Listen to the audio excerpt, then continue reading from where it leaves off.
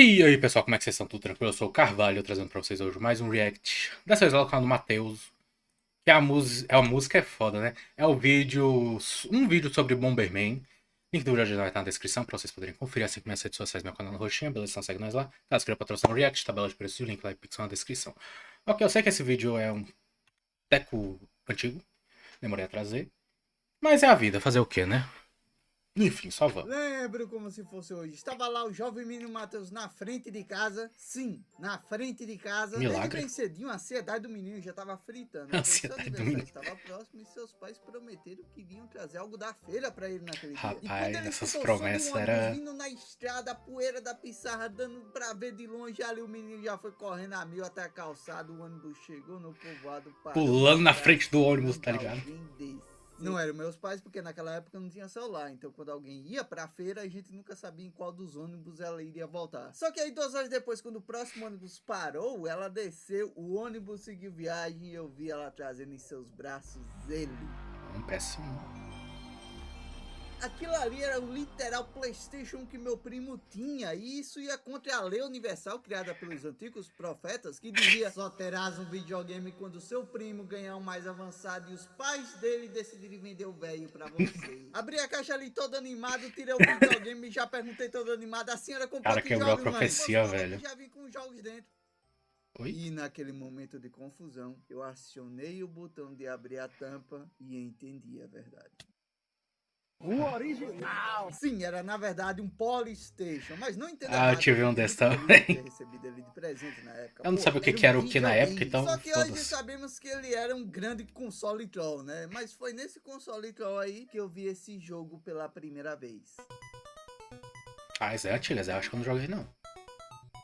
Bomberman era bem simples, você controlava esse molequinho Essa aqui com porra aí eu cabeça não no joguei não. monitor, que eu Essa jurava que daí era tipo eu... um astronauta, e você tinha que desbravar um labirinto usando de bombas pra liberar caminho e achar upgrades. O meu já era o mais Poder das suas bonitinho bombas quando eu e o número joguei dela. na E época. claro, em ativar o evento canônico da infância de Não no toda criança Polystation, de se no explodir com a própria emulador bomba pela primeira de vez. NES Esse do primeiro jogo ainda PS2 era que ele bem fez vídeo simples, eu também. Foi achava que daquele ele lá que eu tinha sido joguei. até o primeiro jogo da série, mas não, o primeiro Bomberman foi esse Que fazendeiro aí. Esse diabo. jogo que eu joguei no Caralho, Polystation, mano, na que verdade foi o primeiro porra é jogo a aquela? apresentar esse protagonista que a gente mais conhece hoje, embora a capa do jogo passe bem longe do design dele. Esse jogo é bem cansativo de jogar Famosa... hoje em dia, porque o mapa das fases é muito grande e a maior Eita. parte dos blocos do mapa não tem itens. É, mas Então o não te design incentiva tanto a explorar todos continua a os mesma blocos coisa do de tudo, mapa. Só no praticamente, né? Os objetivo principal inimigos. mesmo, que é derrotar todos Cara mais os bonitinho, monstros antes do tempo mas... acabar, já que quando o tempo acaba, eles viram moedas assassinas full frenéticas. E quando você derrotar todos os monstros, você achava a porta e ia pra próxima fase. Só que pra minha surpresa, esse jogo não era infinito, ele tinha um final e até mesmo a lore. Sim, esse Bomberman tinha até mesmo a lore. Ela ficava no manual do jogo, então tipo, era uma breve sinopse mesmo, tanto que o diretor deve ter pedido pra um funcionário aleatório fazer e tipo, falou lá: olha, faz uma sinopse pra esse jogo desse moleque que explode uns blocos com bomba, mas não precisa ser nada demais não, viu? Bomberman é um robô que produz bombas. Precisa...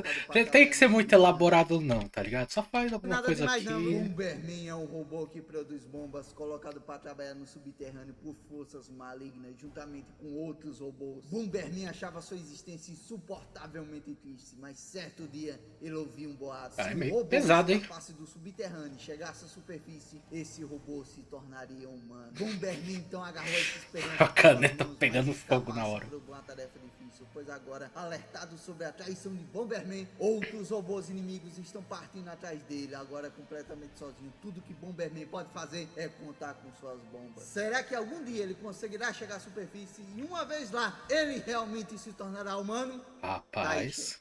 Caraca. Sim, esse era o plot desse Bomberman. Tanto que após passar da fase 50, você tinha uma ceninha onde o jogo lhe dava parabéns por ter ajudado o Bomberman a se tornar um humano de verdade. E mostrando que ele se tornou na verdade o Lord Runner, o protagonista de outro jogo da Hudson. Mas foi no Super Nintendo que o Bomberman conquistou meu cocorô de verdade, com a série Super Bomberman, que tinha aquela intro da abelhinha gritando.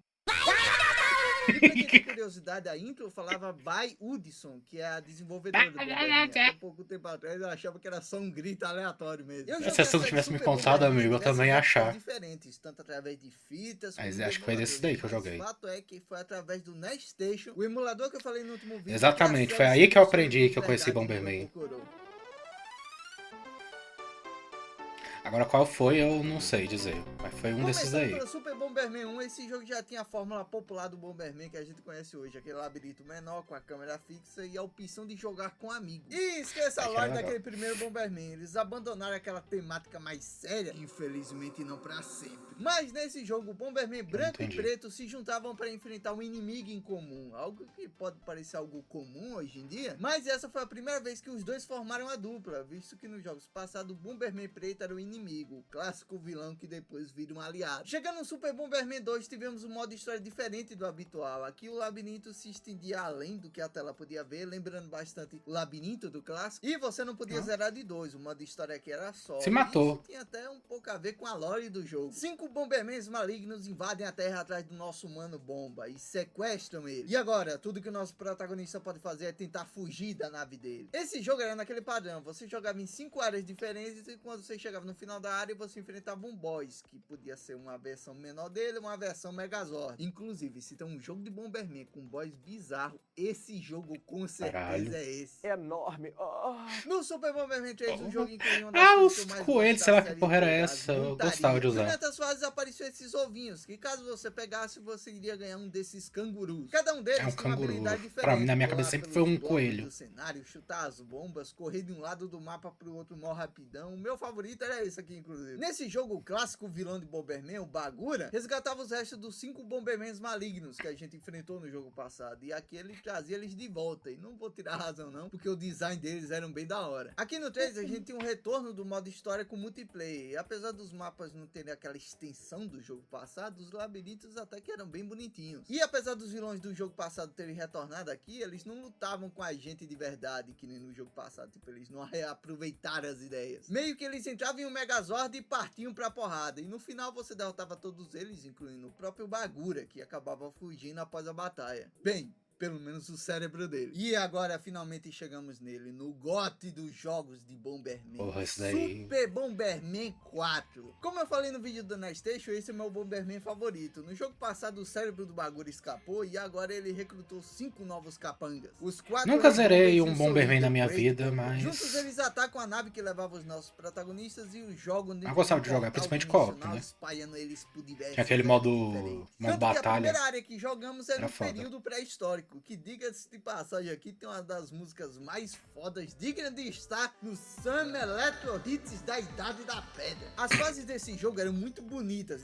tirando aquela do quarto mundo, que até hoje eu não entendi a proposta daquele mundo futurista, muito sem graça aquela ali. Essa da pré-história tinha aquela selva que tinha umas pontes, tinha aquela fase que tinha um vulcão no meio, que saíam uns priquitos e você tinha que Uns destruir. priquitos. No segundo mundo a gente ia pro período Edo, a maioria dos inimigos aqui eram ninjas e os mapas tinham desde trampolins invisíveis até aquele carrinho de mineração. Muito útil para derrotar os inimigos, porém muito perigoso caso você estivesse jogando com alguém. E já que falamos de jogar com alguém, nesse jogo havia vantagens caso você estivesse jogando com amigos, já que você Eu já não poderia sei, porque eu acessar nunca. as áreas bônus. As Eu áreas nunca bônus cheguei a eram áreas que jogar você o podia modo farmar história. vários itens, Pelo menos não inclusive, com você podia alguém. até mesmo pegar bomba relógio logo no primeiro mundo, caso acessasse o primeiro portal do jogo. Para acessar esses portais, você precisava de duas coisas: o item da luvinha, que fazia você poder arremessar as coisas, e um amigo controlando o outro Bomberman para você arremessá-lo dentro. Ou você podia pegar o outro controle para controlar o segundo jogador só para arremessar lá dentro para acessar a área bônus, aceitando a dura realidade que você não tem amigos para jogar com você. E ainda falando de aliados, durante a sua jornada ao longo Ele das falou que eu ia eras, você vai falar. reencontrando seus outros companheiros que também estavam com você naquele ônibus, como a vaqueira e o Samurai Ratata.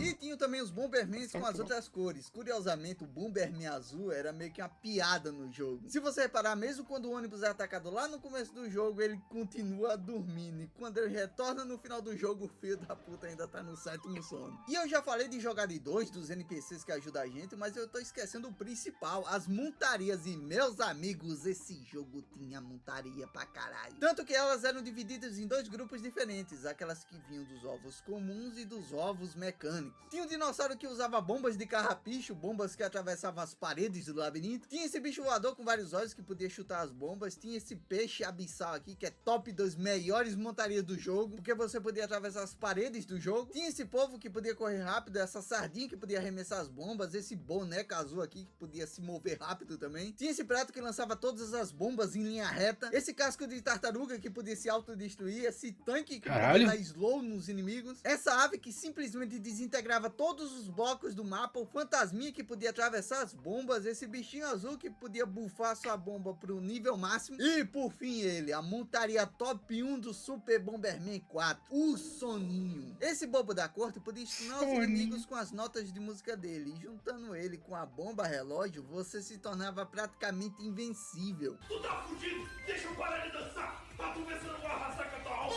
Tirando as fases com o boss gigante, porque a habilidade dele não funcionava nos gigantes. Mas aí era pedir demais, né? Vamos falar deles. Assim como nos outros Bombermans, você sempre enfrentava um boss no final das áreas. Enfrentando primeiro uma versão pequena dele e em seguida uma versão gigante. No primeiro mundo, você enfrentava o Bomberman do Mangal, que podia tirar seus itens enquanto girava a arma dele. E o boss Megazord era esse bicho que jorrava fogo. No segundo mundo, você enfrentava o Bomberman do foguete, que simplesmente acionava o foguete dele e ia pra cima de você com tudo. E o boss gigante dessa área era esse robô que lançava bombas. No terceiro mundo tínhamos essa Bomberman aqui que atirava um laser e removia seus itens. E o boss gigante daqui era esse bicho que soltava fumaça quando ele dava uma quicada no chão. Já no quarto mundo tínhamos o meu favorito, que era esse Bomberman aí que atirava um laser gun. E o seu boss gigante, apesar de não ser o último do jogo, é de longe o mais desgraçado do jogo todo. Sério, eu não lembrava da centopeia gigante ser tão roubada. Ela é rápida pra caralho, ainda dá slow, fazendo ser praticamente impossível fugir dela. E na moral, esse boss aqui merecia ser o boss final, só não foi mesmo porque a gente tem que enfrentar o cérebro do Bagura no final. Aí, eu já ia esquecendo de falar sobre o Great Bomber, que é o último Bomber que a gente enfrenta, né, e que tem a habilidade mais merda do jogo todo, ficar invulnerável por alguns segundos. Eu nunca pegava ele no modo combate, porque essa habilidade deixava ele parado e fácil de ser cercado com bombas, ainda mais porque no modo combate os bombers tinham as habilidades nerfadas, e sim, dava pra jogar no modo combate e usar as habilidades dos vilões. O ponto negativo era que após usar as habilidades, eles ficavam lentos, e isso acontecia porque por algum motivo o jogo, por padrão, vinha com modo combate nerfado, desde tendo desvantagens ao usar os poderes e também apenas algumas montarias do modo história estavam disponíveis no modo combate. Mas caso você usasse esses dois códigos aqui, o jogo liberava todas as montarias do jogo para o modo combate e também tirava a lentidão dos ex-bombers ao usarem os poderes dele. Bomberman era um jogo com muitos códigos, né? Principalmente porque não tinha save, aí os códigos ajudavam, por exemplo, a você acessar o mundo que você parou da última vez. Tinha código também para acessar a primeira fase já com a bomba relógio, o poder da bomba no máximo, tudo no talo. E tinha até um código para o vencedor do modo combate ficar dourado. Terrorim, um ser maligno de outra dimensão, vem pro planeta Bomba e liberta os 8 maiores criminosos da penitenciária mais vigiada do planeta Bomba. Embora penitenciária seja um nome muito forte, visto que os Bombermans, eles prendiam os criminosos nas caixas e largavam na órbita do planeta. E agora? A penitenciária é muito grande, tá ligado? Eita, pô, a penitenciária é o espaço inteiro. Dominar o mundo. Os fuga dos maiores criminosos do planeta. Super Bomberman 5 é o último jogo da série Super, e ele é na verdade uma grande homenagem à saga toda, já que os 4 mundos desse jogo acho que eu joguei esse daí também. dos 4 jogos passados. Esse jogo também era mais longo que os passados, principalmente por conta dos caminhos alternativos. Quando você passava de uma fase, você podia escolher um dos portais para ir para a próxima fase, e esses portais levavam a outros portais que levavam a outros portais que levavam ao boss final. Ou seja, na sua primeira run, você não iria jogar em todas as fases. Para você fazer 100% do jogo, você tem que rejogar o jogo, só que agora indo pelos portais que você não foi da primeira vez. E para te ajudar, os portais que você não tinha pegado da primeira vez, o jogo deixava dourado, pra você saber que não tinha ido. Eu ia já falar, como raio eu vou saber qual que eu fui e qual não fui, porra. O 5 vinha com save integrado nele, ou seja, você podia salvar o jogo no próprio cartucho, descartando completamente aqueles códigos para acessar uma área determinada, já que você podia simplesmente continuar de onde você parou da última última vez. Fazendo 100% do jogo, você desbloqueava algumas coisas, como o modo história que trocava algumas coisas, ou seja, criando a necessidade de você zerar tudo de novo para fazer 200% do jogo, e desbloqueava um personagem secreto para você jogar no modo combate, o Bomberman Dourado. Esse jogo, inclusive, tinha muitos personagens para você jogar no modo combate. Infelizmente, eles não tinham as habilidades especiais, como no 4, mas tivemos o retorno dos cangurus como montaria, e também de um dos piores mapas dos jogos de Bomberman, que era aquele mapa que a luz acabava e você tinha que se guiar pelos holofotes. E também tivemos a adição de duas bombas novas, a bomba mini explosiva, que acionava quando alguém pisava nela, e a bomba teleguiada, que seguia o inimigo mais próximo dela. Aí eu acabei de lembrar aqui que eu esqueci de mencionar sobre a bomba perigosa. Essa bomba era criada quando você e seu amigo chutavam as bombas e elas se encontravam para formar uma só. O D no centro da bomba era porque o nome era perigoso em inglês, e a explosão dela, em vez de ser no formato de cruz, era na verdade na forma de quadrado. Mas se você repetisse a mesma ação, juntando ela com outra bomba normal, você tinha a bomba super perigosa, que aumentava ainda mais o raio. E se você fosse completamente maluco e repetisse esse processo, você criava a bomba mais temida de todas, a bomba gambeta. Gambeta? Isso é o quê? Gambeta! Eu pensei que ia chegar numa coisa assim uma hora. Dos jogos de PlayStation 1. Porém, assim como foi no caso do Super Bomberman, que eu tive mais contato no PlayStation 2, os jogos de PlayStation 1 eu tive contato através de uma coletânea de Bomberman de PlayStation 1 para PlayStation 2. Haviam 3 jogos nessa coletânea. O primeiro era mas aí já não fez parte da minha vida, não. Remake lá daquele primeiro jogo que eu falei. Inclusive, dava até para ativar uma opção para você jogar nos gráficos antigos. No modo combate, você tinha a opção de escolher uma das 3 dificuldades, e baseado na qual você escolhesse, o jogo lhe dava ali uma lista diferente de personagens para você escolher. Já o Bomberman World era um jogo com a proposta nova, que até lembrava um pouco o Bomberman 2. No modo história você só podia jogar de um, e as fases se estendiam além do que a tela inicial mostrava. E eu falei bem por cima desses 2 jogos, porque o que eu mais joguei foi esse terceiro. A opening. Bomberman Fantasy Race era um jogo de corrida do Bomberman, só que em vez de carros, você usava as montarias do jogo. No caso desse jogo, os cangurus e os rinocerontes. Eles têm um nomezinho próprio, mas eu teimo em chamar eles de canguru e rinoceronte até hoje. Assim, não critico, jogo, pra mim será um coelho pra sempre aquele bicho. Eu preferia o Bombercena aí. E a partir daí você já podia correr na primeira pista, que era o Circuito Bomber. A música dessa pista, inclusive, é teleportadora da infância. Sobre as mecânicas da corrida, não foge muito do que outros jogos de corrida de mascote por aí tem. Você tem que fazer algumas voltas e chegar em primeiro na última volta. É um Mario Kart de Bomberman, basicamente. 2 tipos de itens. O primeiro eram esses ovinhos aqui que faziam você correr mais rápido temporariamente, e tinha os itens ofensivos, que eram para atrapalhar o inimigo ou te dar algum buff. Além disso, nas pistas tinham esses bagulhos na parede, que caso você pulasse neles, seu personagem era catapultado pra frente. Falando assim parece até fácil, né? Mas vocês não têm ideia de quantas vezes eu meti a minha cara nessa cerca e até aprender a pular nesse negócio. Ali o bagulho não acertou não, essa última aí. Nostálgico demais, aqui você seguia por uma praia, subia em um barco, passava por uma área com os coqueiros, que caso alguém explodisse uma bomba ali dentro, todos os coqueiros começavam a derrubar bombas. E essa pista era a primeira a ter um atalho, que você acessava pulando nessa caverna aqui e seguindo por uma longa ponte, que ignorava boa parte do cenário. E sim, esse atalho era muito bom, mas tem mais! Além desse primeiro atalho, que ignorava a área dos coqueiros explosivos, existia também um segundo atalho, que era esse que você acessava antes de subir no barco. E eu lembro quando era criança, eu ficava olhando pra cá, me perguntando como diabos a gente acessava esse atalho. E pra acessar esse segundo atalho, você tinha que pular nesses pilares de pedra,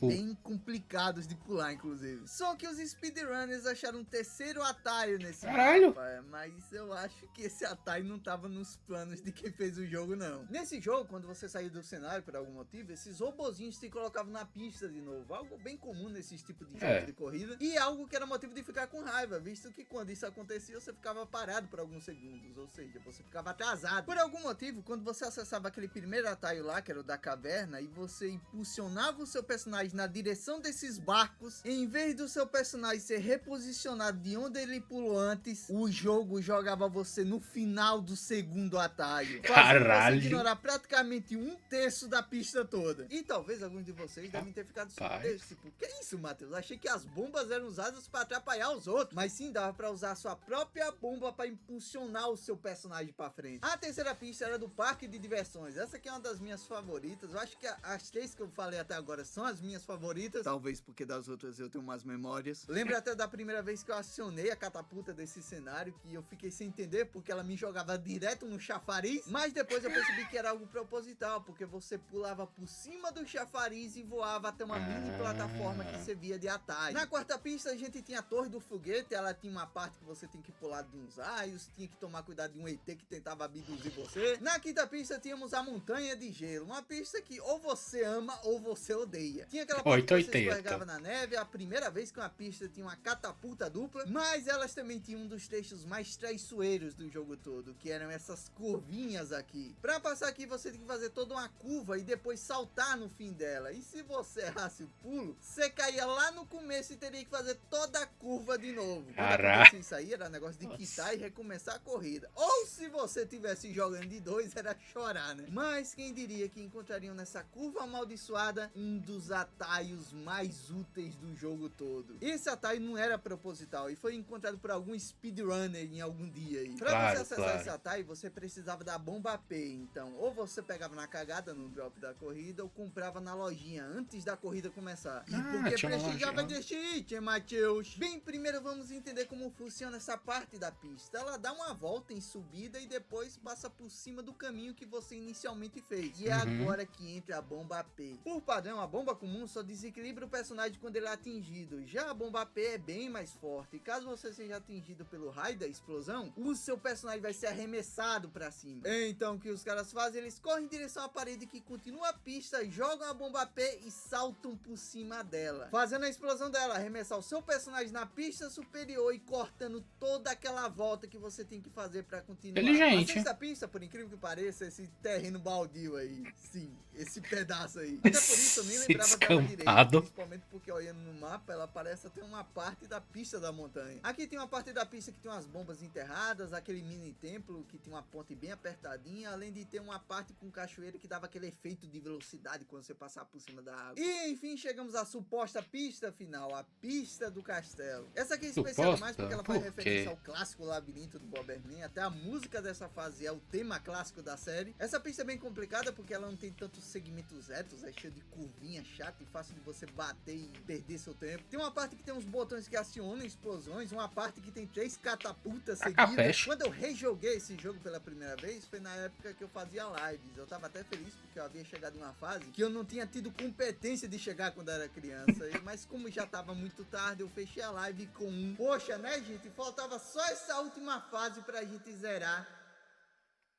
Não Bem, faltava. Acontece que essa não era a última fase. Era a metade do jogo. Caralho! Acontece que quando você passava na fase do castelo, você desbloqueava novas pistas. Só que elas eram as mesmas de antes, só que invertidas. Então sim, pra zerar você teria que correr em todas as pistas de novo. Mas houve um motivo além da dificuldade pra eu não ter passado tão cedo da fase do castelo. E esse motivo era porque a CPU usava o canguru mais roubado do jogo todo. No jogo você já iniciava com um canguru verde e um rinoceronte. Só que você também podia comprar outros mais caros, que tinham até status melhor. Mas havia um segredo nesse jogo. Existiam montarias secretas. E como desbloqueava isso, Matheus? Segundo a lenda, você precisava ligar o seu PlayStation. Segunda lenda. Como desbloqueava isso, Matheus? Segundo a lenda, você precisava ligar o seu PlayStation às 3 horas em ponto, ir na lojinha de montarias e comprar todas as montarias. Em seguida, você saía da loja e quando você voltava lá estava ele. O canguru satânico 666 encapetado, crê em Deus Pai.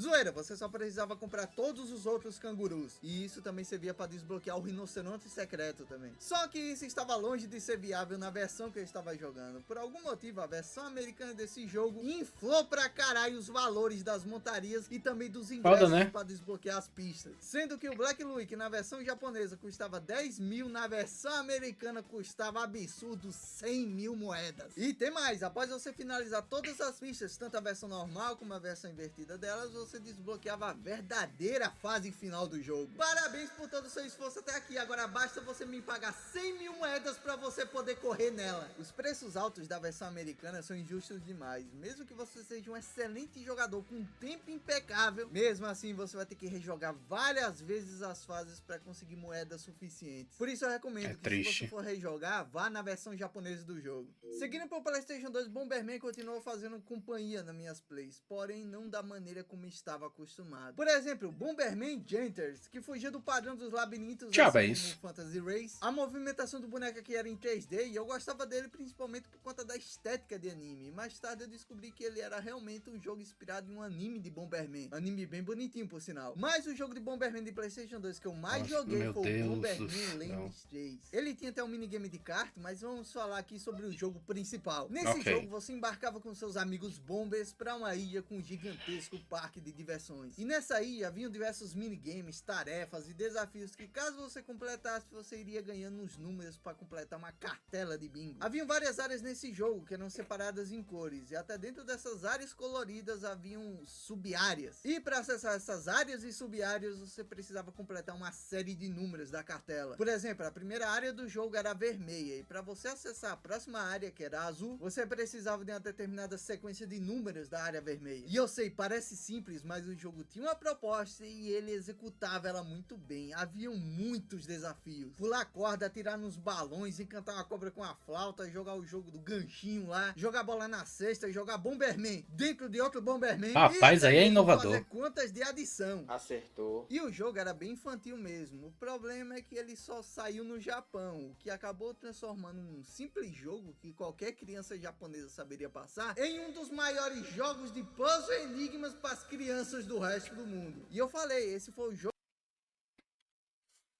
Realmente, ele tem um ponto. Jogos de puzzle e enigmas para as crianças do resto do mundo. E eu falei, esse foi o jogo de PlayStation 2 do Bomberman que eu mais joguei, principalmente porque ele estava todo em japonês e a gente tinha que teorizar do que precisava fazer para passar para a próxima área. E todas as áreas tinham minigames novos, eles não repetiam os mesmos jogos nas outras áreas. Isso vamos lá, vai você descobrir o que tinha que fazer, né? Acho que a última área que eu consegui chegar foi a área amarela. E esse era o ponto central para eu ter continuado jogando esse jogo. Mesmo sem entender nada, eu jogava, ficava... Ah, não, nessa época foda-se se o jogo tava em inglês, espanhol, japonês. E isso, meus amigos, descarregava não ligava pra isso não, né? dopamina tão grande que mesmo que a gente ficasse travado de novo, o jogo não era tão frustrante, porque a gente sabia que de alguma forma seria possível passar. E isso acontecia. Uma hora vai, é igual Souls-like, uma hora vai. Categoria para esses jogos. O entendendo porra nenhuma, mas uma hora eu descubro como passa. Vocês perceberam que havia uma busca de expandir a franquia Bomberman para ela ser muito mais do que o clássico jogo de colocar bombinha no labirinto. E eu falei de alguns desses jogos mostrando que eles eram até bons, mas dentro desses jogos de Bomberman com proposta diferente, existiram algumas coisas que saíram bastante da temática original. O primeiro que eu quero falar aqui é o Bomber Girl, um jogo de Bomberman onde você pegava vários personagens clássicos, desde protagonistas até mesmo inimigos do jogo, e transformava em garotinhas de anime. Eu quero saber qual é o lado negativo. Japão, mas eu lembro que nessa mesma época aí, o próprio Metal Slug lançou um jogo que adicionava waifus de anime. Mas o jogo que eu quero destacar aqui é bem mais antigo que o Bomber Girl e qualquer outro jogo mais zoado, porque, na minha opinião, nenhum deles chega aos pés desse próximo jogo. Estamos em 2006, uma era onde os videogames estavam sendo infestados da maior febre da época, dando um pouco de medo. a Aura Edge. Nem os escritórios da própria Hudson escaparam da infecção, até que em agosto de 2006 eles lançaram isso.